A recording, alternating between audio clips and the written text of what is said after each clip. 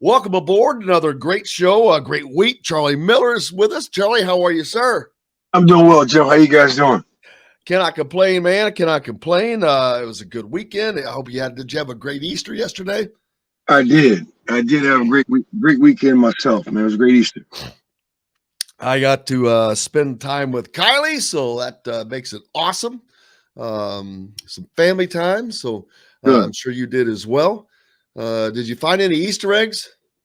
Yeah, My son and daughter, they found plenty, and I think they finally got the message about eating too much candy because the 2 nights in a row they said their stomach hurt. So I'm like, I think you finally did it. It's like one of those things where a hard head makes a soft ass, right? So I think they finally got it. So experience is the best teacher, man. So it's cool to hear a 6-year-old say, I may need to hold off on candy. And I just, I don't, you don't rob those moments. You don't go in to try to teach. Nope. They're teaching themselves, man. Teaching themselves. That's right. Let's see. Anything else going on? It was a light weekend on the AAU circuit, so not a ton going on there. One of the few light weekends that we'll have now going forth. But of course, that was mainly because of Easter. Right. If it hadn't been Easter, there'd have been something going on. So, yeah. But there's plenty from here on out. We don't have to worry about that. Of course, over the weekend, Malik Reynaud was in for a visit from Montverde Academy, teammates with Jalen Hood-Schifino. We'll talk about that. Dexter Dennis is in today, I believe. So that's another guy that I think that's the guy from Wichita State. A lot of action going on, Charlie. It's like playing cards. Yeah, especially this time of year now. I can only imagine when you have the transfer portal, how active they could be. And I know you've probably seen that Coach Mike Davis' son is available. Antoine. Yeah, that was brought up, man. And don't think that you couldn't use him. Oh, man. Listen, he's one of the most prolific shooters in the country. Yeah, his development as a scorer. He's on a pathway. If he averages 24 points this year coming up, he'll be the second all-time leading scorer in college basketball history, behind Pete Maravich. Okay, holy crap! Now I don't know if people realize that. Okay, now I've seen his growth since a 7th grader from afar. Because Coach Davis would send me all kind of text messages with Antoine working out. We're going to have to get Mike on one day with you. I've had him on before, but I did not realize that, though, Charlie. Yes, what you just said is like, wow, second to who? Yes, Pete Maravich. Listen. I don't know if people realize he is a scorer. This kid has been grown to score. No natural talent. He's been grown to score. He's been playing against college players. The benefit of Coach Davis being a college coach, he's been competing and playing and practicing against college players in practices for months ever since his 8th grade season. Okay, so like everything that he's faced as an 8th, 9th grader. Okay, so my point to you, you get a player like an Antoine Davis, he himself can win, 5 to 6 plus games for you. That puts you in a whole nother category as an Indiana team that was probably 5 or 6 wins away from a great seed in the Big Ten. Those games that you probably lose, by 8 or 10, you're making that up in point total. Now, not saying that that's going to transfer, but that's a heck of a player that's available that we don't pay attention to because it's a rising league and it's a mid-major, but that's a major impact player to any program. My question would be, could he? Because he's been the guy. He's had the green light. He doesn't have to do anything other than shoot. That would not be Yeah. the case in an Indiana offense. That would not be the case on a team like an Indiana or someone similar to that. And how could he weld into, seamlessly fit into a program like that? So great question, and this is a direct response. They had a player that transferred from Cal State Poly 2 years ago. The kid averaged 5.5 points. He transferred to Detroit Mercy. The kid averaged 16.5 points. And it was a lot of because of Antoine getting doubled and a lot of people run at him, that kid was a benefactor. 5.5 points to 16.5.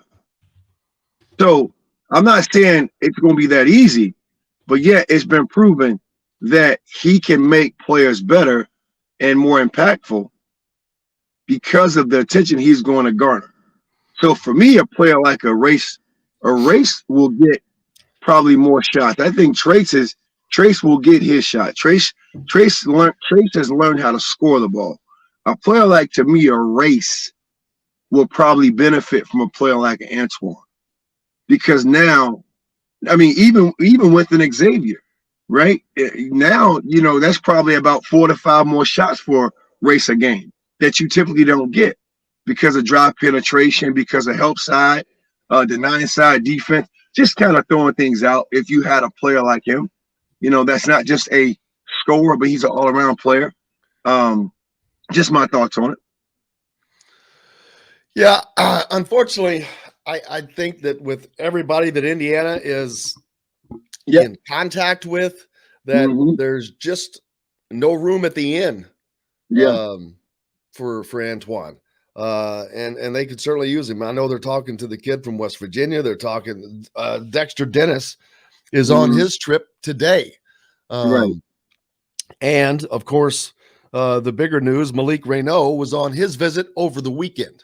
And so I'm more than confident Indiana is going to land at least one of those 3 people. Right. Which would take up the one available scholarship they currently have. So I'm just obviously I'm talking passionate about it because there's a little bias there, but at the same time, I agree with you. It would, if it would work out, but I just don't know that the numbers are going to allow it to work out. Right. Makes sense. Clifton Moore, former Hoosier, has moved on to Providence. I saw, and Tim mentioned earlier as well, but Ed Cooley's liking these former Indiana guys. Hey man, I tell you what, it's something else. It's I don't know, and obviously you probably have some inside recruiting from Al. I mean, to talk about his experience. I think that's helping more and more now, where players can probably get involved legally. Before, I think this was something that you probably did behind closed doors and you just had a small conversation with somebody. Now I think it's kind of like out in the open. I still don't. It still baffles me, not to pivot, but on, like, I'm watching players that I think we had a little conversation going back and forth last week on, like, players that are winning like major awards, postseason awards in their league, and they're putting their name in the transfer portal. It's just fishy. It's just I don't know. I'm not opposed to it. I mean, it is what it is. But, like, it's just interesting that players seem to think there's a bigger and better horizon out there from where they just left. Versus, and there is for some of them. For some of them, yeah. But certainly not all of them. And they all have that. I agree with you. They all have that. The grass is greener mentality. And it's like, dude, maybe, do you ever think about just working a little harder? Man, I don't know. I can see, and again, not to beat, the dead horse with Antoine. I can see a player like him because I can only imagine that, because of what he's accomplished, there may be more challenge out there because he may have sights on the NBA. Coming back for his 5th season, I believe it is. But now I'm not trying to say that across the board, but like some players, it's like you just said, man, get better. Like situation's not gonna work for everybody. I don't think coaches out there promising play time. I think you got to earn that on the defensive end.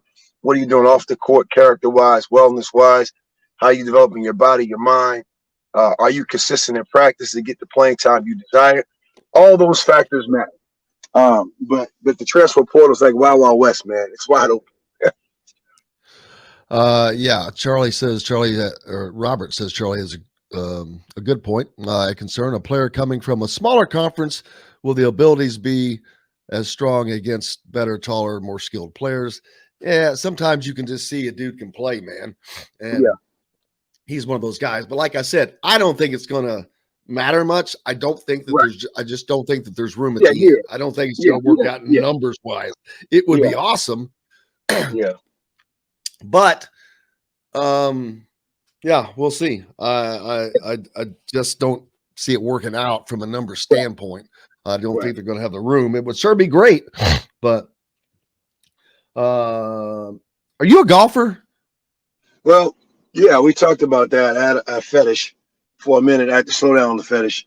I had to withdraw because I was going pretty hard, and I didn't get better. It's like I got worse. I think I practiced too hard and I wanted it too quick, and I never gave myself a chance for lessons. I just wanted to play. So I'm probably gonna play a little bit coming up this summer as I get to travel a little bit. But I'm gonna take it. If you could get to Bloomington June 23rd, Jordan Hall's Never Lose Hoop golf outing will be going on. That would be pretty cool. Looking forward to that there you go, at the golf club at Eagle Point. We're going to have we're going to set up a cool deal, Charlie. We're going to teams can have their own team, or they can pay an extra $100 and get a VIP fifth man added to the roster. You better be a scratch golfer.